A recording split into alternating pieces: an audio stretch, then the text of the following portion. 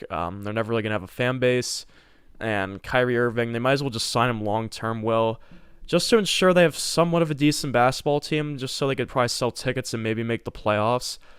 But if he's unavailable and only shows up for the playoffs, they're not really going to win a championship if there's no chemistry there.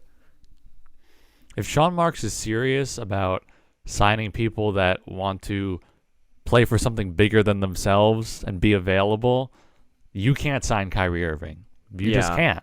I mean, if he's actually going to be serious about that idea and build a team that has chemistry and wants to play with one another, you can't have players like Kyrie on your team. You can't have players like Ben Simmons on your team. And Kyrie, it's a little bit easier of a situation for them because they can choose whether to bring him back or he can opt in, technically, right? So he can opt into another deal. Yeah. So they're handicapped with him, I think, for one more year. But after that, it's up to them whether or not he wants to sign an extension. So if Sean Marks is serious about those ideas, you can't sign him to that extension. I probably wouldn't even bring him back year by year, just because clearly there's something going on there with the chemistry of this team where we think that they can just show up for the postseason and be healthy and be ready, and their talent can win them a championship. But that has not been the case the past 2 years. They're not a very healthy team. KD seems to go down with injuries very frequently now. He missed plenty of games last year, plenty of games the year before, and Kyrie has just not been available for so many variety of reasons. So when those are your top two players, you can't just expect them to come back for the playoffs and expect everything to go perfectly, and it clearly hasn't. So I'm having trouble hearing you. Sorry, could you say that again? Oh, your Siri went off. Nice job. I thought that was what is going on? I don't know, but yeah, I mean, what team would really want Kyrie Irving on their basketball team? I guess like a team like the Magic or a team with inferior talent. But me and you knew this Nets team wasn't going to win a championship. Honestly, I don't think they'll ever win with Kevin Durant or Kyrie on their team. Like, it's over. Like, their window, I think it honestly closed. Like, they're not getting younger. And the Nets have a terrible roster. And look at these young rising teams like the Celtics. We see them in the East Finals. The Bucks are not going anywhere without Giannis.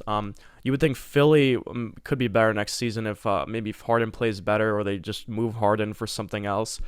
But I think it would be pretty funny. What if the Sixers let James Harden go, but then sign Kyrie Irving in to bring him in to play with Embiid? That'd be hilarious. Because the Nets and Sixers like doing deals clearly. So I think that'd be kind of a funny storyline. But back to Kyrie Irving for a second. This dude cannot play with expectations. Well, we've seen it. He signs with the Celtics. He's hurt half the time, and he comes back, and he has a terrible playoff series, and they get eliminated. And then he leaves for Brooklyn, and with expectations, championship expectations, he decides to sit out most of the season and just come back. He just plays when he feels like, honestly. He just thinks he could do whatever he wants. So this dude he's just terrible under expectations, and the Cavs had no expectations with him, and he looked like a star before LeBron showed up. So I think it's for Kyrie's best interest to get us $45 million a year and play for like the Magic or something. So he just, I'll play on Wednesday. I won't play on Fridays, just so he could do whatever he wants and then tweet dumb things on social media all day. I think that's what he really wants. He's always like, oh, it's bigger than basketball. All right, well, if you don't care about basketball, winning championships, because that's what your buddy Kevin Durant's trying to do, maybe you should go to a team where you could just take off from work every other day and do whatever you want, honestly. So he's just crumbled under expectations. He's not a superstar. He's just not a guy I would ever trust on my basketball team. So he's it's lucky bizarre LeBron. That people that only work for half the year are not available when they need to be. Like how long is the NBA season? It's like October 7 months, through 6 months through if you don't make the playoffs through March, right? So April, yeah. It's really not that long like of a 6 time months. to be committed to your team. And if Kyrie says it's bigger than basketball, well then, I mean, Retire. Kevin Durant and these other people in the locker room trust you. They need to be able to count on you. So why don't you just do it for them? Do it for your teammates and do it for your friends. I mean, that seems like something that a good person would do, right? And then you have the whole off season to do whatever you want. You don't need to be available during the months of summer. I mean, you need to work out. You need to, stay in shape and do the things that professional athletes have to do in the off season to stay ready. But during the year, it's not that hard to be committed and to stay ready for 7 months of a calendar year and to do your job, really. I mean, that should be your priority, because the things that Kyrie Irving wants to prop up and wants to talk about and have discussions about, he needs basketball to be able to do those things. He needs basketball to get paid the salary that he gets paid and to have the platform that he gets because of his talent, right? So he kind of he doesn't owe the NBA, but in a way he kind of does, because He owns the Nets. it's given him all the things that he's been able to do outside of basketball.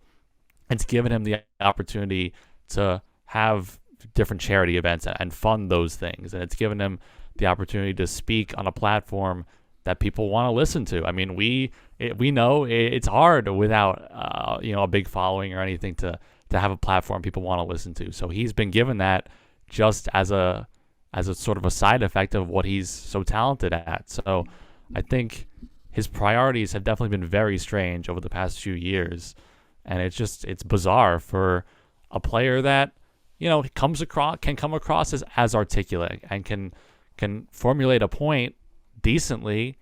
I just feel like it's just been strange for his priorities. I think he's not a stupid person, but I think he is a stupid person. Okay, I mean, that's based on some of his comments, I guess you can claim that. But I don't know. I just think if he directed his energy towards the right things, he definitely does not need to be this hated figure. I mean, when he was in Cleveland with LeBron, and before then, he was not this type of person, and I think he was respected more for it. I think so ultimately, I mean, if you want your words to carry weight, you need to be respected in the NBA and outside of it.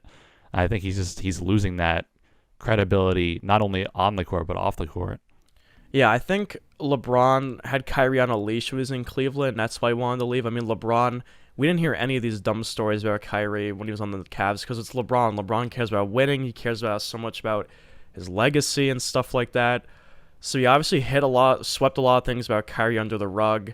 And then once Kyrie's free, he just goes on a rampage, I guess. This is who he really is. Just like Tom Brady kept AB in check for most of the season until AB went haywire, as we saw in that game against the Jets. But great players are able to contain crazy players, I guess. We saw this. But yeah, I think Kyrie Irving is a great basketball player, but he's stupid otherwise. He's stupid off the court. And I think Kevin Durant's also one of the dumbest basketball players out there, just because he signed up for this. They both think I don't even care that they didn't go to my Knicks anymore, but they went to the Nets and they just blew up the entire team, and the organization now hates them. Like, they hired their friend coach, who is Steve Nash. We saw Crooklyn crash there, and they traded for James Harden, and they're like, okay, well, Harden wants out. We're going to have to blow up the team again. We're going to get Ben Simmons, who just won Best Actor. So since they came, I don't know why Kevin Durant would ever leave the Warriors. I guess he wanted to make his own name for his own legacy. But come on, dude. You shouldn't have chosen the Nets. I mean, they had a good foundation, but you chose the wrong partner, and that is why Kevin Durant's also dumb in this situation. He chose the wrong guy. He saw Kyrie play bad in Boston under expectations, and I don't know why Kyrie wanted to leave LeBron, because they could have won more championships. So both of them are just in awkward positions now.